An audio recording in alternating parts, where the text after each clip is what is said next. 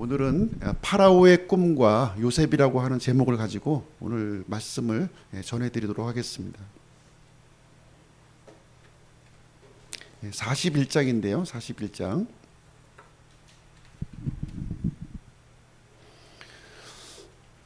꿈에 대한 얘기를 지금 하고 있습니다.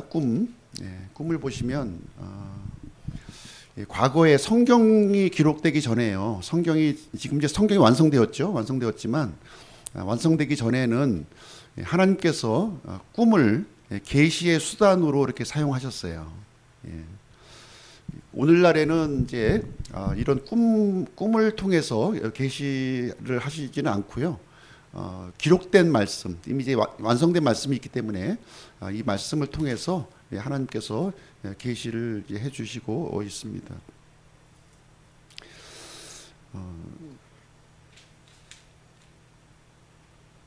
잠언 15장 31절 32절 보시겠습니다.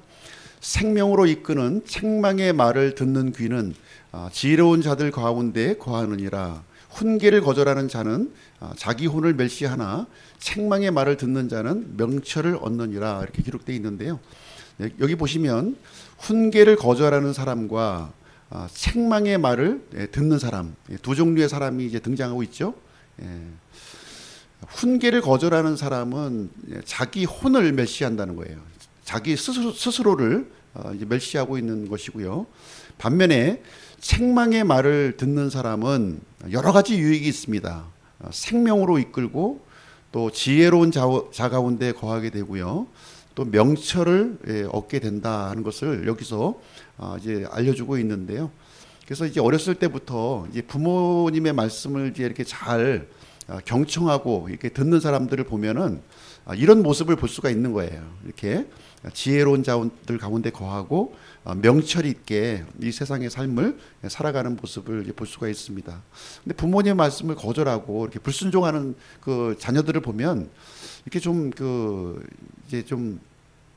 그 삶이 굉장히 무질서한 모습을 우리는 이제 보게 되는 거죠. 그래서 우리가 책망의 말을 듣는 귀, 책망이 우리가 좀 거부감이 있잖아요. 거부감이 있지만 그럼에도 불구하고 책망의 말을 듣는 귀는 굉장히 유익하다. 우리 삶에 유익한 것을 알려주고 있습니다. 그래서 하나님의 말씀에 대해서도 하나님의 말씀이 대부분 이렇게 좀 책망과 훈계로 기록되어 있어요. 그래서 우리가 본성적으로 이 하나님의 말씀하면 좀 거부감이 있는 거예요. 마치 부모님의 말씀처럼 그런 이제 인식이 우리에게 있지만 그럼에도 불구하고요, 이 말씀을 우리가 귀를 열고 우리가 듣는다면 우리에게 많은 유익을 준다는 겁니다. 많은 유익을 줘요. 자, 오늘은 나일강, 암소, 또 이삭, 기억 이런 키워드를 가지고 오늘 본문 말씀을 전해드리도록 하겠습니다. 요셉은 사람들에게 잊혀졌으나 하나님께서는 요셉을 잊지 않으셨다. 그래서 사람에게 기억되는 인생보다는요, 하나님께 기억되는 인생이 참으로 귀한 인생이다 하는 것을 우리에게 알려주고 있습니다. 첫 번째는 이제 나일강인데요. 나일강 1절 말씀, 만 2년이 끝날 때에 파라오가 꿈을 꾸니라. 보라, 그가 강가에 서 있었는데, 이제 파라오가 지금 꿈을 꾸고 있는 거예요. 꿈꾸는 장면을 지금 이제 설명하고 있습니다. 만 2년이 끝난 뒤에 이렇게 하고 있어요. 만 2년이 끝난 뒤에. 이것은 어떤 시기를 얘기해 주고 있냐면, 요셉이 잠 맡은 시종장과 빵 굽는 시종장의 꿈을 해석해 주었어요. 근데 요셉이 해석한 대로 두 사람의 운명이 결정된 겁니다. 잠 맡은 시종장은 복직이 되었고, 그리고 빵 굽는 시종장은 이제 교수대에 달리는 그런 결과가 이제 일어나게 되었습니다. 이런 일이 있은 뒤 2년이 경과했다는 거예요. 만 2년. 요셉은 이 잠 맡은 시종장에게 자신의 억울함을 설명했고요. 자신이 좀 풀어줬으면 좋겠다. 파라오에게 간청해서 자신의 억울함을 풀어줬으면 좋겠다 이렇게 요청을 했습니다. 그럼에도 불구하고 이 잠 맡은 시종장은 요셉의 부탁을 잊어버렸고요. 잊어버렸습니다. 잊어버려서 계속해서 2년 동안 요셉은 감옥에 갇혀 있는 신세가 되었다는 것입니다. 근데 감옥에 갇힌 것이요, 지금 하나님의 은혜였다고 얘기하고 있는 거예요.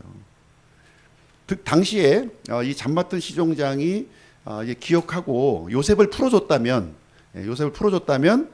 아마 하나님의 뜻이 이루어지지 않았을 거예요. 그렇죠?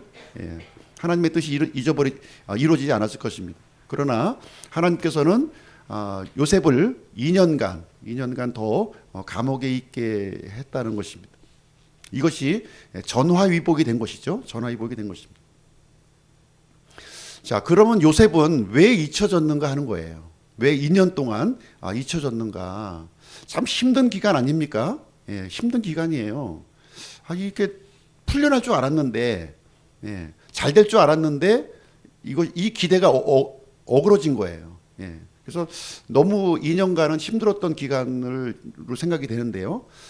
이 잊혀졌던 이 기간은 요셉이요, 참 자신을 이렇게 비우는 기간이었다는 거예요. 지금 요셉의 마음 속에 파라오를 의지하려는 마음이 있었잖아요. 파라오라면 내 억울함을 이렇게 풀어줄 수 있을 것이다 하는 그런 마음이 있었을 것입니다. 하나님께서는요, 그것조차 내려놓게 하신 거예요. 그것조차 비우게 하신 거예요. 그래서 내가 뭔가 이렇게 손에 쥐고 있을 때는요, 다른 사람이 줘도 내가 받을 수가 없어요. 그러나 쥔 것을 내려놓는 순간, 물론 이제 손은 비워져 있지만 다른 사람의 것을 이렇게 받을 수 있는, 우리가 삶 가운데서도 이런 것을 많이 경험하지 않습니까? 내가 뭔가 쥐고 있는 순간에는 다른 사람이 아무리 좋은 것을 주려고 하더라도요, 그걸 받을 수가 없는 거예요. 그러나 내가 비워져 있으면 얼마든지 다른 사람의 것을 받을 수 있는 상황이 이제 되는 것입니다. 그래서 요셉의 이 잊혀진 기간은요, 어떻게 보면 굉장히 중요한 기간이 이제 되었다는 것입니다. 자, 요셉의 성공 스토리를 한번 볼게요. 요셉은 우리가 다 알다시피 이제 이집트의 총리가 됐었던 인물이 이제 되겠습니다. 어떻게 이집트 총리가 되었을까? 요셉은 하나님의 꿈을 받았어요. 하나님의 꿈을 왜 받았습니까? 믿음과 순종의 사람이었기 때문에 하나님의 꿈을 이렇게 받을 수가 있었습니다.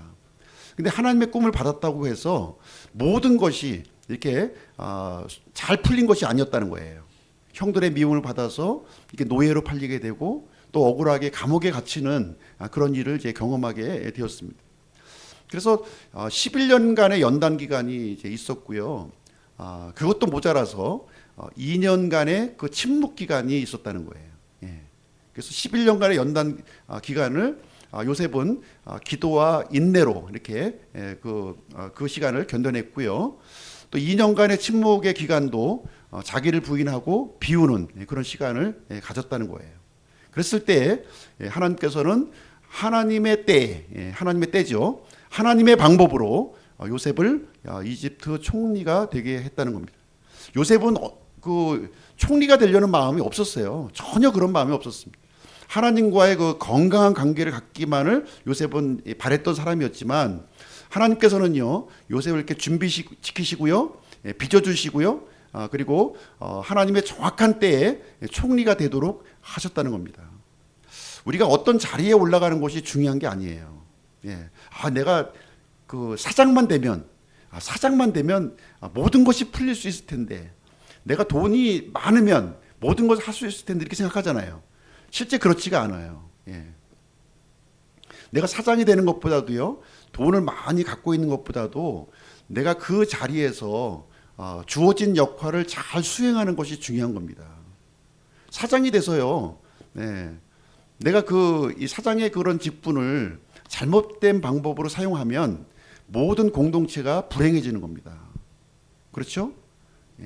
준비되지 않은 사람이 지도자가 되는 것은 모든 사람에게 불행한 일이라는 겁니다. 준비된 사람이 되는 거예요. 그래서 하나님께서는 요셉을 이렇게 준비시켰고요. 요셉은 그 기간을 믿음과 이 기도로 이렇게 또 준비가 되었다고 하는 사실입니다. 자, 하나님께서 때와 시기를 정하셔요. 때와 시기는 내가 정하는 것이 아니라 하나님이 정하신다는 겁니다. 전도서 3장 1절 하늘 아래 모든 일에는 시기가 있고 모든 목적한 것에는 때가 있으니. 자, 곡식을 뿌릴 때가 있고요, 곡식을 거둘 때가 있는 거예요. 물이 들어올 때가 있고 불이 나갈 때가 있습니다. 그 시기를 우리가 잘 이용했을 때 우리는 많은 성과와 유익을 얻을 수가 있는 것입니다.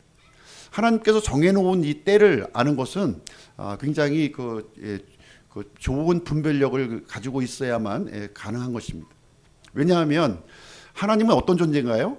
우리가 믿는 하나님은 어떤 존재입니까? 해 위에 계신 분이에요. 우리는 해 아래 존재하고 있습니다. 이게 무슨 얘기냐면 우리 해 아래에 있는 우리 사람들은요, 시간과 공간에 묶여 있는 사람들이라는 거예요. 제한된 상태에서 우리가 있습니다. 그러나 해 위에 존재하시는 분은 시간과 공간을 초월하신 분이기 때문에 우리의 모든 삶을 이렇게 지켜보시고요, 가장 좋은 길로 인도하실 분이라고 하는 사실입니다.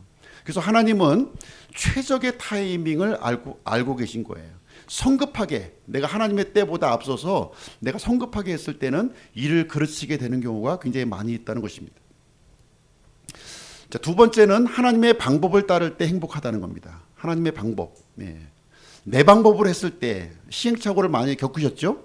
그러나 하나님의 방법을 따를 때에는 시행착오가 없습니다. 왜 그렇습니까? 이사야서 55장 8절 내 생각들은 너희 생각들이 아니며 내 길들은 너희 길들이 아니라, 이렇게 얘기하고 있습니다. 하나님은요, 사람의 생각과 길을 이렇게 초월하시는 분이라는 거예요. 참 하나님이 인도하시는 방법을 보시면 대단히 독특합니다. 독특한 방법을 이렇게 사용하시고요, 예측할 수 없는 그런 방법으로 인도하시는 것을 우리가 볼 수 있습니다. 그래서 하나님의 이 처방은 단순히 그 일시방편으로 이렇게 위기에서 벗어나는 것이 아니라 근본적인 처방을 하고 있다는 거예요. 우리가 병에 걸렸을 때, 질병에 걸렸을 때요, 그냥 이렇게 임시적인 조치가 있고요, 근본적으로 처방하는 것이 있습니다. 그래서 병을 우리가 고치기 위해서는 근본적인 처방이 필요한 겁니다. 그래서 하나님의 방법이 이와 같이 이렇게 하신다는 것을 말해주고 있습니다. 그래서 왜 2년일까? 요셉이 왜 2년 동안 잊혀져야만 했을까 하는 것입니다. 요셉이 가지고 있던 한 가지 기대를 무너뜨리신 거예요.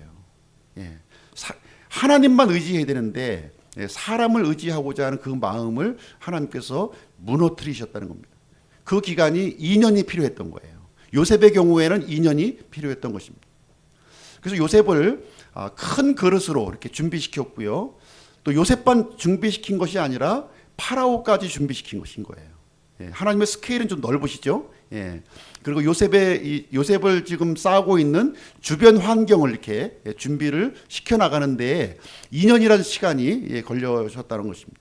그래서 하나님께서 모든 것이 준비가 끝난 시점에 이제 요셉을 역사의 그 중심에 이렇게 서게 하실 것이라는 것입니다. 그래서 하나님의 시기와 하나님의 방법을 따르는 것은 대단히 이렇게 중요한 일이에요. 그렇죠? 자, 여기 보시기 바랍니다. 요셉이 그 형들의 미움을 받아서 구덩이에 빠졌어요. 스스로의 힘으로는 나올 수 없었죠. 이때 하나님께서 무엇을 준비하셨나요? 미디안 상인들을 준비하신 거예요. 마침 그때 미디안 상인이 지나가도록 하셨다는 거예요. 그리고 요셉이 감옥에 갇혔습니다. 요셉이 억울하게 갇혔는데 여기서 하나님께서 무엇을 준비하셨나요? 파라오의 꿈을 준비하셨다는 거예요. 파라오의 꿈을 준비하셔서 파라오를 앞에 나갈 수 있는 그 길을 이제 하나님께서 열어 주셨다는 겁니다. 자, 오늘 이제 나일강 저도 나일강 가보진 못했는데 자료를 이렇게 보니까 그냥 어마어마한 강이에요. 어마어마한 세계에서 가장 긴 강입니다. 6,650km 정도 되는 아주 이 폭도 넓고요, 아주 장대한 그런 강입니다. 조금만 우리 이제 강하고는 비교가 안 되는 강입니다. 한 11개국이 통과한다고 그래요. 북아프리카부터 이제 이집트까지 이게 흘러가는데 그 이제 강의 그 발원지를 보니까요. 발원지가 이제 두 군데로 지금 알려져 있어요. 한 군데는 빅토리아 호수, 또 하나는 이제 에티오피아 쪽에서 이렇게 이 물이 발원을 해서 지중해 쪽으로 지금 흘러 들어가고 있습니다. 그래서 빅토리아 호수와 에티오피아 쪽은 상류고요. 상류가 되는 것이고, 이집트 이제 남단 쪽은 우리가 이제 델타 삼각주라고 불리우는 그 하류 지역이 이제 되겠습니다. 요 길이가 이제 한 6,000km가 넘는다는 거예요. 6,000km. 그런데 이제 여기 보니까 백나일하고 청나일로 이렇게 구분이 돼요. 빅토리아 호수에서 이제 흘러가는 거는 백나일입니다. 백나일. 그래서 굉장히 이 물은요, 맑은 물이에요. 맑은 물. 아주 청명하게 깨끗한 물입니다. 그 두 번째 에티오피아 쪽에서 흘러가는 물이 있는데요. 이것을 청나일이라고 부른다고 합니다. 청나일. 근데 이 물은 굉장히 혼탁한 물이에요. 예. 그래서 이렇게 그 많은 그 비가 이렇게 내리면요, 이 범람해가지고 그 아주 이런 이 흙탕물이 이렇게 그 상류의 흙탕물이 이렇게 섞여서 이렇게 그 이집트 쪽으로 내려가서 수단 쪽에서 합류가 됩니다. 수단이라는 나라에서 합류가 되어서 이집트 쪽으로 흘러가고 있었던 것입니다. 그래서 이 나일강은요, 주기적으로 범람하는 것을 이제 그런 특징을 가지고 있습니다. 그래서 한 40일 정도 나일강이 범람한다고 그래요. 범람해서 주변의 농경지를 완전히 뒤덮어 버리고요. 근데 40일이 지나면 다시 원래 상태로 복귀가 된다고 합니다. 나일강의 이런 수위죠. 수위에 따라서 풍년과 흉년의 그 징후가 이제 결정지었고요. 그 90%에 의존한다고 그래요. 이 나일강의 수온을 이집트 사람들이 90%를 의존하고 있다. 그래서 이 나일강은 이집트의 운명과 이렇게 직결되어 있다고 보시면 될 것 같습니다. 예. 나일강이 망하면 이집트가 망하는 거예요. 예. 또 나일강이 이렇게 번성하면 이집트가 번성하는 그런 관계에 놓여져 있었습니다. 그래서 이집트와 나일강은요, 굉장히 그 중요한 밀접한 관계를 갖고 있고요. 그래서 강을 점령하는 민족이 이집트를 통치했다는 겁니다. 예. 그래서 이집트 문명, 그 4대 문명 우리가 알고 있을 텐데요. 이집트 문명의 기초가 되었고, 도시 형성의 근간이 되었고, 굉장히 비옥한 토양을 이제 나일강이 이렇게 제공을 했습니다. 주요 무역로로도 이렇게 사용이 되었고요. 그래서 이집트 사람들은 이 나일강을 이렇게 신으로 이렇게 숭배하는 신성시를 이렇게 했었고요. 이집트에 보면은 이제 많은 왕조들이 지금 등장하는데요. 많은 왕조. 수많은 파라오들이 이제 우리가 볼 수가 있는데 이 왕조의 존립과 이렇게 이게 직결되어 있는 거예요. 예. 그래서 나일강 때문에 왕조가 무너지기도 하고요. 또 나일강 때문에 새로운 왕조가 이렇게 세워지기도 하는 그런 일이 이제 일어났다고 합니다. 오늘 제가 말씀드리려고 하는 것은 무엇이냐면 힉소스 왕조예요. 힉소스. 요셉 당시에 이 파라오가 등장하는데 이 파라오가 바로 힉소스 왕조였을 것이다. 이렇게 학자들은 이렇게 추정을 이제 하고 있습니다. 그래서 이 힉소스 왕조는 어떤 왕조냐면 중왕국, 그러니까 고왕국, 중왕국, 신왕국 이렇게 나눠져요. 이집트 역사를 보시게 되면 중왕국의 15, 16 왕조를 열었던 민족이 힉소스 왕조였다는 겁니다. 힉소스. 근데 힉소스 왕족은 이집트 사람들이 아니에요. 모든 파라오들은 이집트 사람들이었어요. 그런데 힉소스 왕조만큼은 셈족이었다는 거예요. 셈족. 이 셈족의 이 사람들이 나일강 쪽 유역을 점령하게 되었고요. 이집트 전역을 이렇게 통제하는 그런 일이 일어나게 되었습니다. 그래서 하 이집트와 중 이집트를 108년간 이렇게 통치를 했다는 거예요. 예.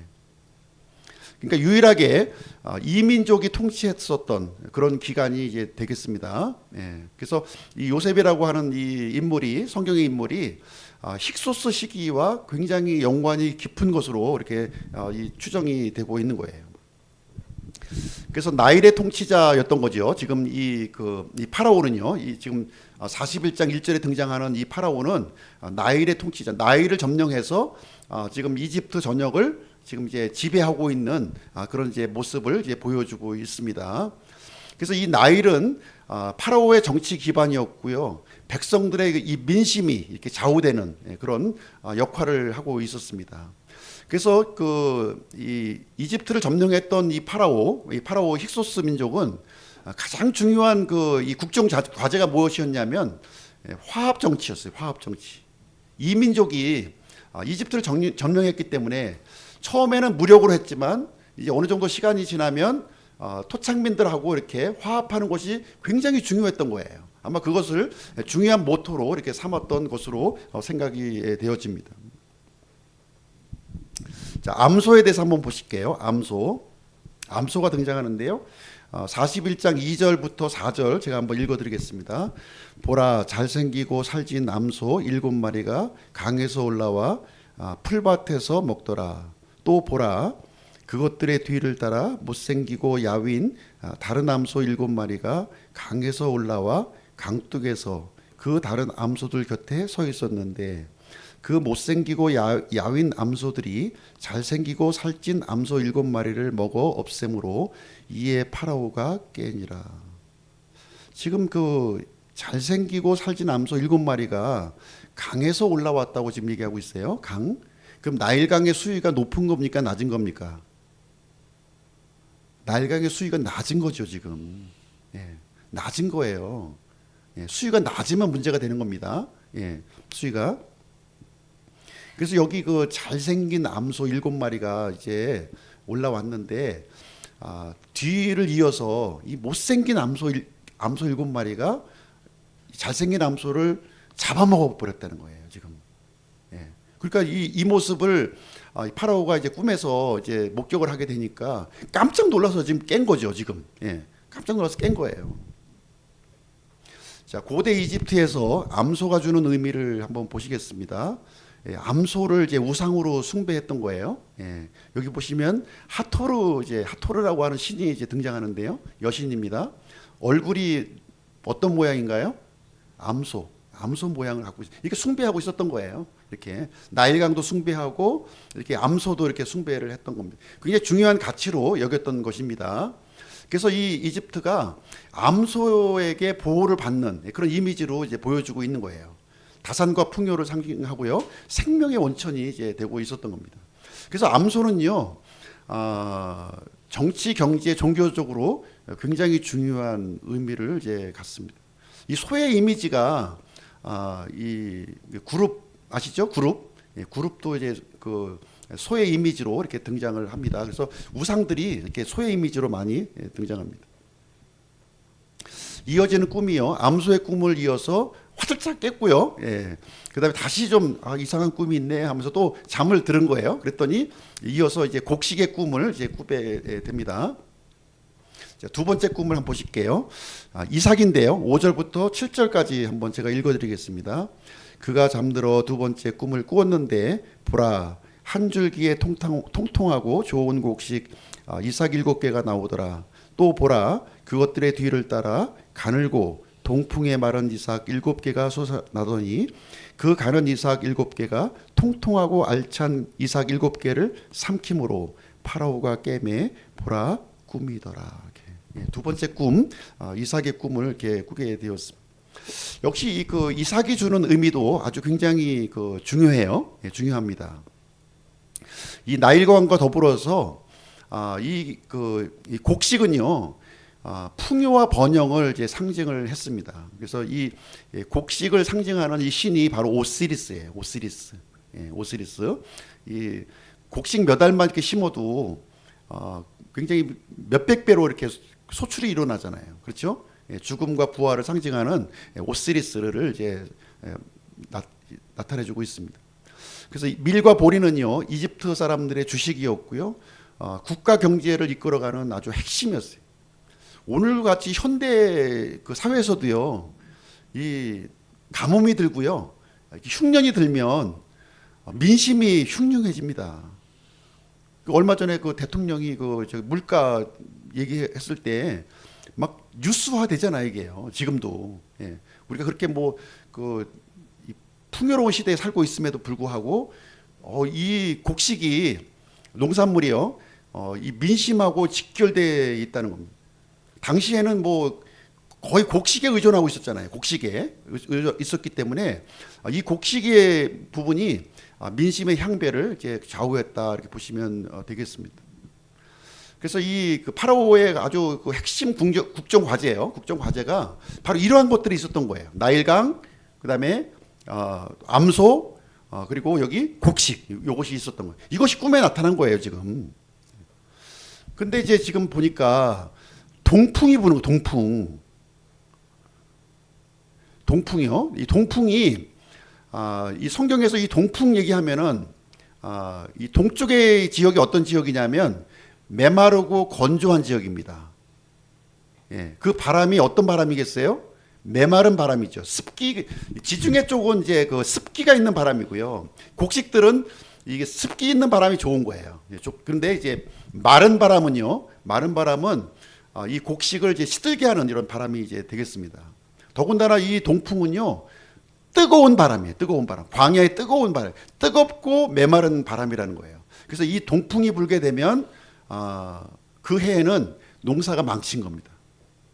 아무리 좋은 곡식을 심었어도요, 그 해 농사는 끝난 거예요. 지금 이 모습을 파라오가 꿈에서 영거퍼 본 거예요. 영거퍼 보게 된 것입니다. 이제 급격한 기후 변화가 예고되고 있고요. 지금 극심한 메마름과 가뭄이 올 것이다 하는 것이 꿈으로 지금 이제 보여진 내용이 이제 되겠습니다. 그래서 파라오는 지금 이집트의 명운을 결정짓는 중요한 가치를 지금 이제 보았고요. 자기가 가장 중요하게 생각하는 거예요, 지금. 나일강, 암소, 곡식. 그래서 본 겁니다. 근데 그 통치 기반이 한순간에 무너져 버리는 그 꿈을 이제 너무나도 생생하게, 뭐 흐릿한 게 아니라요, 너무 생생하게 본 거예요. 현실과 같이 그 모습을 보게 된 것입니다. 파라오가 어떻게 했을까요? 이거 꿈인데 그냥 대수롭지 않게 여겼을 수도 있는데요. 그렇지 않았습니다. 지금 이 파라오는요, 여기에 대해서 아주 긴급하게 반응을 합니다. 국가 비상사태를 선포한 거예요. 이 꿈에서 깨자마자 두 번의 꿈을 연속해서 꿨잖아요. 비상사태 선포를 했습니다. 8절 말씀을 한번 보실게요. 아침에 그가 자기 영이 불안함으로 사람을 보내어 이집트의 모든 마술사들과 그곳의 모든 지혜자를 부르고 파라오가 그들에게 자기 꿈을 일러주었으나 그것들을 파라오에게 해석해 줄 수 있는 자가 없더라. 자, 이집트에 있는 수많은 마술사들, 또 수많은 지혜자들을 한 장소에 다 모은 거예요. 모아서 자신의 지난밤에 꾸었던 이 꿈을 설명해 주었고요. 이 꿈을 해석해 달라고 요청을 했는데 아무도 이것을 이제 해석하지 못했다는 겁니다. 지금 보니까 여기 이 꿈의 내용을 이제 설명하면서요. 지금 보라라고 하는 단어가 지금 이제 5번 등장해요. 영어로 behold라고 하는 단어입니다. 주목하라는 거예요. 주목하라. 이 꿈을 이제 꾸면서 이 파라오가 보라 하면서 지금 이제 이것을 명시적으로 설명해주고 있는데요. 이것을 꾼 순간 이 자기 영이 불안해서 견딜 수가 없었다는 거예요. 견딜 수가 없는 마음이 들었다는 거예요. 그래서 이 신적인 메시지로 이 파라오는 받아들였고요. 지금 이 심각한 이 위기의 상황을 어떻게 우리가 대처해야 될 것인지를 심각하게 지금 고민했다 하는 것을 여기서 이제 말해주고 있는 것입니다. 자, 파라오는 영이 불안한 이 중압감을 느꼈고요. 모든 지혜자, 마술사를 불렀지만 아무도 이 문제를 해결하지 못했다 하는 내용이 이제 되겠습니다. 그래서 불길한 꿈이죠, 지금. 흉몽이에요, 흉몽입니다. 근데 이 꿈에 출처를 할 수가 없는 거예요, 도대체 어떻게 해서 나에게 이 꿈이 이제 오게 되었는지를 도저히 알 수 없는, 우리는 좀 결과를 알고 있으니까 이것도 해석하지 못하나 생각할 수 있지만, 감히 이 파라오가 꾼 꿈에 대해서 나설 수 있는 사람이 없었다는 겁니다. 파라오의 권능으로도 해결할 수 없었고요. 세상의 지혜로도 해결할 수 없고, 여기 이제 마술사들은 바로 이제 이교도 제사장들이거든요. 이 제사장들도 해결할 수 없었다는 겁니다. 어떠한 방법도 찾지 못하는 거예요. 그래서 이 파라오는 지난밤 꾸었던 이 꿈, 두 개의 꿈 때문에 자신의 무력함을 처절하게 지금 인식하고 있는 이 상황이 이제 되겠습니다. 자, 이때 이제 어떤 일이 일어나는지 한번 보실게요. 기억이라고 하는 단어인데요. 요셉이 끌어올려집니다. 2년 동안 갇혀져 있던 요셉이 이제 끌어올려지는 거예요. 끌어올려집니다. 9절 말씀 보실게요. 그때 잠 맡은 시종장이 파라오에게 말하여 이르되 내가 이날 내 잘못을 기억하나이다. 그래서 잠 맡은 시종장이 참 뭐 이 파라오의 그 집무실이 완전 아수라장이 됐잖아요. 이 상황을 잠 맡은 시종장은 눈으로 직접 본 거예요. 지금 이 상황에서 이 잠 맡은 시종장도 역시 뭐 지혜자가 없을까, 또 마술사가 없을까 막 찾았을 거 아니겠습니까? 그랬을 때 자기 기억 그 밑바닥에 있던 그 한 가지 이 기억이 이제 끌어올려진 거예요. 요셉에 대한 생각이 이제 딱 드러난 거죠. 지난번에 2년 전에 파라오의 진노 사건이 있었고 두 시종장이 이렇게 감금되었는데 한 히브리 청년이 그 꿈을 해석하는 것을 통해서 정확하게 이루어졌고, 그래서 자신이 복직되었는데 그 청년이 부탁했던 것을 내가 외면하고 있었던 그 상황을 지금 이제 퍼뜩 이제 기억이 난 거죠. 그렇죠? 잠 맡은 시종장의 회상이 아마 이 주마등 같이 이렇게 쭉 흘러갔을 겁니다. 그렇죠? 잠 맡은 자와 빵 굽는 자가 각각의 해석대로 꿈을 꾸었어요. 하룻밤에. 요셉이 이 꿈을 듣자마자 해석하지 않습니까? 젊은 청년이. 파라오가 잠 맡은 자의 자는 이제 파라오가 받았고요. 반면에 빵 굽는 자의 준비한 그 빵은 새들의 먹이가 되었고, 그래서 결국은 자신이 복직이 되었고, 이 빵 굽는 자는 사형에 처해진 이 사건, 잊을 수 없는 사건이잖아요. 잊을 수 없는 사건. 이 사건을 이제 떠올리게 된 것입니다. 그래서 용기를 내서 이 문제를 파라오 앞에 보고를 하게 됩니다. 아마 그전에는 보고할 사안이라고 생각하지 않았을 수도 있어요. 근데 지금은 보고하지 않으면 안 되는 거죠. 지금 보고하지 않으면 안 되는 거예요. 굉장히 중요한 문제가 되기 때문에 그런 것이죠. 그래서 이 잠 맡은 시종장의 용기 때문에 이 문제, 국가적인 위기에 그 해결의 실마리가 지금 풀려지게 되는 거예요. 그리고 다시 요셉이 이제 끌어올려지게 되는 일이 여기서 생기게 된 것입니다. 그래서 파라오 앞에 요셉이라고 하는 인물에 대해서 자초지종 리포트를 이제 시종장이 이제 하게 되었습니다. 요셉의 이야기를 이렇게 보시게 되면 꿈 사건이 계속 이어져요. 이상하게 요셉이 꿈을 꿨잖아요. 17세 때 꿨고요. 그러고 나서 그 꿈을 받은 다음에는 알 수 없는 고난에 계속 이제 빠져듭니다. 요셉이 계속해서 감옥에 들어가서 또 꿈을 접하게 되는데 두 시종장의 꿈을 또 해석해 주는 거예요. 그러고 나서도 또 어려움을 또 겪어요. 잊혀지는 어려움에 또 겪게 됩니다. 그러고 나서 이제 파라오의 꿈을 또 이렇게 만나게 되는 지금, 그래서 하나님께서 이렇게 그 요셉의 길을 지금 이제 인도하시고 있는 모습을, 섭리 가운데 인도하시는 모습을 우리는 발견할 수가 있습니다. 그래서 하나님은 이 꿈을 통해서, 꿈은 이제 계시라고 했어요. 하나님의 계시를 통해서 요셉을 역사의 주인공으로 좀 준비시키고 있는 장면을 우리는 이제 살펴볼 수가 있는 것입니다. 그래서 오늘 이제 그 내용을 통해서 배워야 할 교훈을 한번 좀 몇 가지 한번 살펴보도록 하겠습니다. 하나님의 계획은 정해진 시기에 이루어진다는 거예요. 내가 정한 시기에 이루어지는 것이 아니라 하나님이 정하신 시기에 이루어진다. 그럼 우리는 어디에 맞춰야 될까요? 하나님의 시기에 맞춰야 되는 것이죠. 그런 사람이 지혜로운 사람입니다. 잠 맡은 시종장이 복직된 후 만 2년이죠. 요셉이 이집트에서 팔려온 지 만 13년이 지난 시점입니다. 또 요셉이 30세가 되던 해예요. 정확하게 30세가 되던 해에. 근데 그 시기는요, 아무런 소망이 보지 않았어요. 아무런 빛이 없었어요. 어둠 가운데 있었습니다. 그렇지만 하나님은 그 13년 동안 결정적인 시간을 준비하셨다는 거죠. 하나님은 가만히 계셨던 것이 아니라 요셉을 준비시키시고 단련시키시고 훈련시키는 기간을 14년을 할애하셨다는 거예요. 요셉은 성공적으로 하나님의 그 훈련에 대해서요, 믿음으로, 인내로, 말씀으로 이렇게 단련받는 그런 삶을 살았다는 겁니다.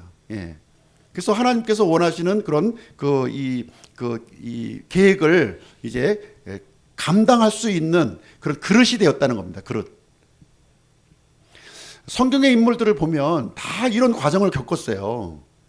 이런 과정이 없이 그 믿음의 사람으로 세워진 예는 단 한 사람도 없습니다. 제가 성경의 인물의 예를 한번 좀 말씀드릴게요. 첫 번째 예가 아브라함의 예입니다. 아브라함. 믿음의 조상이잖아요. 믿음의 조상. 믿음의 조상이 어느 순간 갑자기 이렇게 된 게 아니라는 겁니다. 75세 때에 하나님의 계시를 받았어요. 하나님의 말씀을 받았습니다. 말씀을 받자마자 자신에게 겪은 상황이 뭐예요? 내려가는 경험을 한 거예요. 내려가는 경험. 몇 년 동안? 25년 동안. 25년 동안 내려가는 경험을 했고요. 그것을 믿음으로 감당했을 때 어떻게 됐습니까? 100세 때 믿음의 조상이 되었다. 성경은 말씀하고 있는 것입니다. 아브라함이 지금 이제 예죠.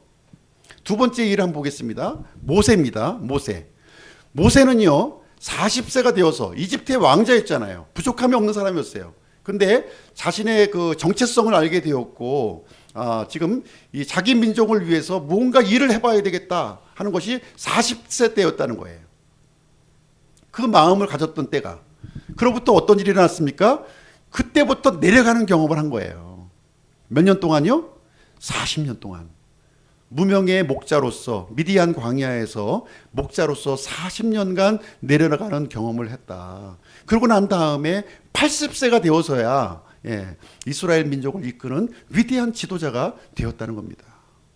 지도자는요, 한순간에 태어나는 거 아니에요. 이런 그 영혼의 어두운 밤을 통과한 사람이 사람들을 이끌 수 있는 그런 위대한 믿음의 사람, 지도자가 될 수 있다고 하는 사실을 우리에게 말해주고 있습니다. 세 번째 예는 다윗이에요. 다윗이 13살 때 사무엘로부터 기름 부음을 받았어요. 기름 부음. 왕이 된다는 기름 부음입니다. 기름 부음 받자마자 바로 왕이 됐나요? 그렇지가 않죠. 그때부터 다윗은 내려가는 경험을 한 거예요. 내려가는 경험을.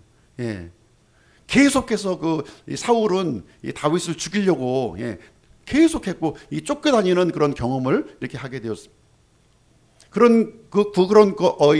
이 힘든 그 과정을 믿음으로 견뎌냈을 때 어떻게 됐습니까?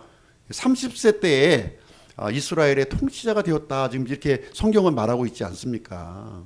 다 이런 과정을 밟아왔다는 거예요. 이런 과정 없이 지도자가 되려고 하는 사람은 준비되지 않은 지도자고, 그 공동체 모두를 불행하게 이끌 수밖에 없다 하는 것을 우리는 인식하지 않을 수가 없는 것입니다.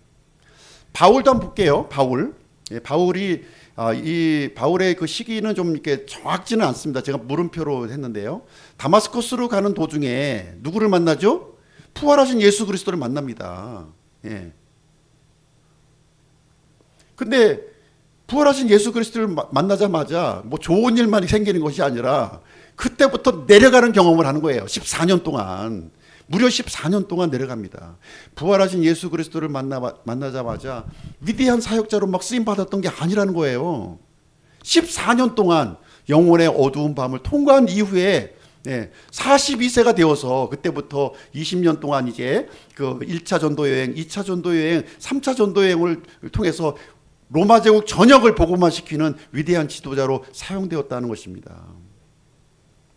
요셉도 마찬가지예요. 요셉도 17세에 하나님의 계시를 받고 내려가는 경험을 이렇게 통과한 이후에야 30세에 이집트의 총리로 세워졌다는 겁니다. 하나님은요, 합당한 그릇으로, 이 그릇으로 준비된 사람을 이렇게 사용하시는 거예요. 그릇도 준비 안 됐는데 담을 그릇이 종지 그릇인데 어떻게 지도자로 세울 수가 있겠어요?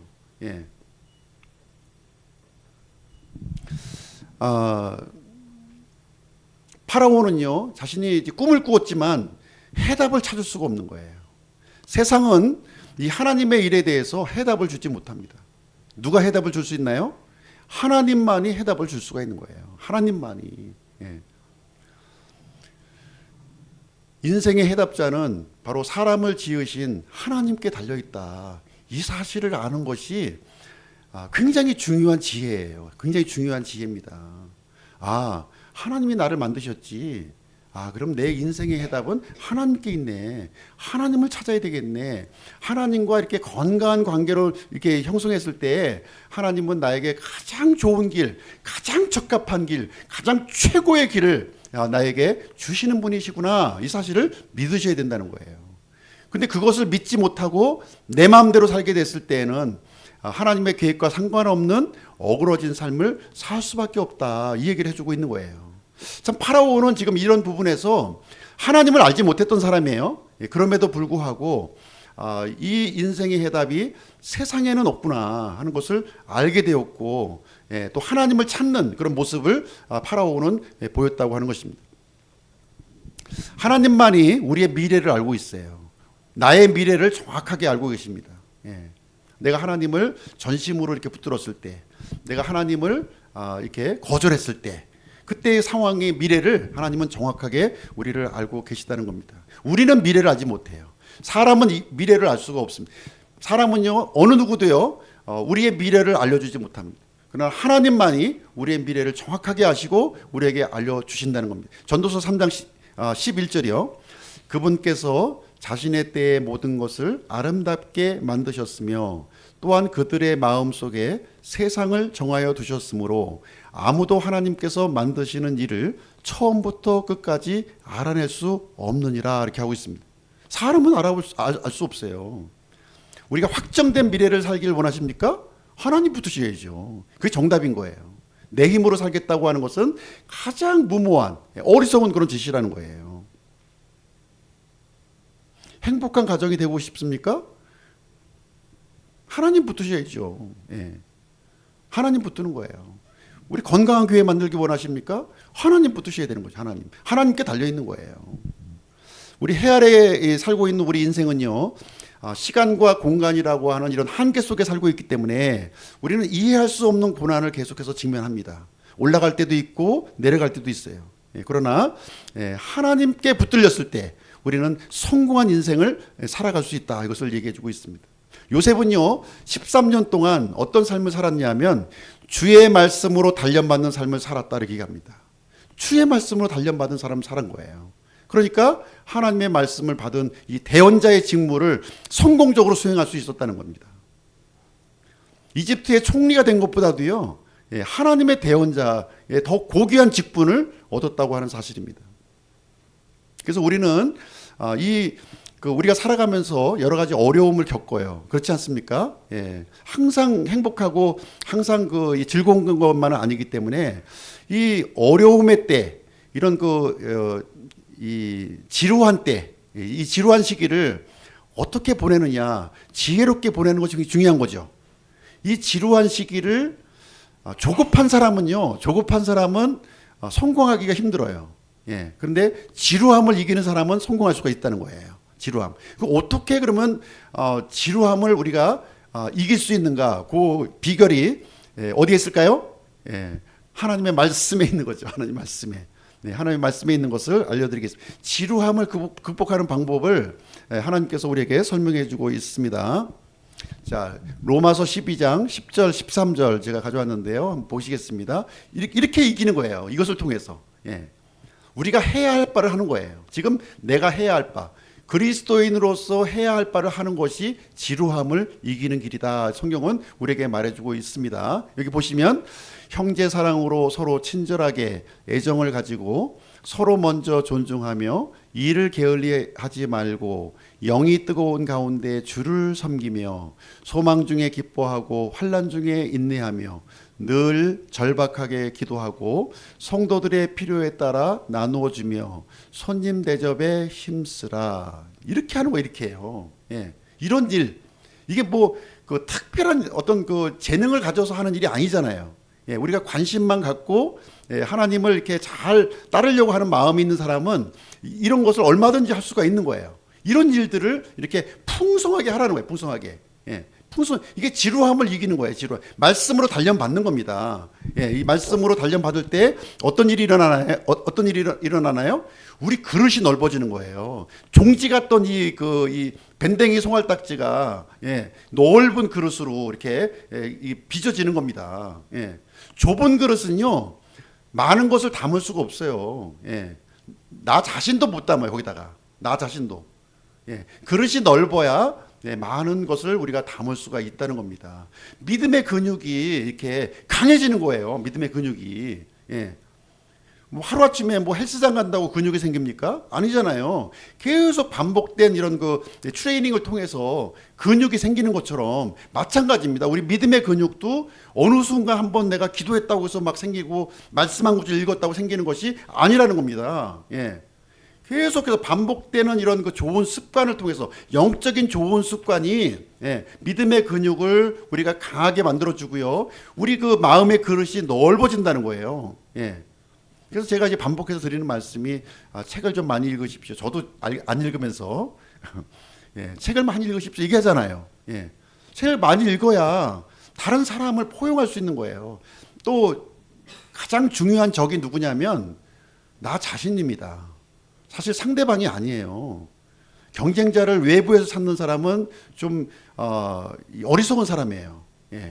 진정한 경쟁자는 어제 나와 싸우는 겁니다. 어제 나와 싸우는 것이다. 어제보다 더 나은 나를 만들기 위해서 싸우는 거예요. 그것이 진정한 이 싸움이 되겠습니다. 오늘은 이제 파라오의 꿈에 대해서 우리 함께 어떻게 보면 요셉이 총리로 세워지는 어떤 단초가 되는 그 내용을 오늘 이제 함께 살펴보게 되었고요. 이제 다음 주는 요셉이 직접 파라오 앞에 수염을 깎고 옷을 입고 이렇게 아련하는 그런 장면을 같이 한번 살펴보도록 하겠습니다. 기도하고 마치도록 하겠습니다.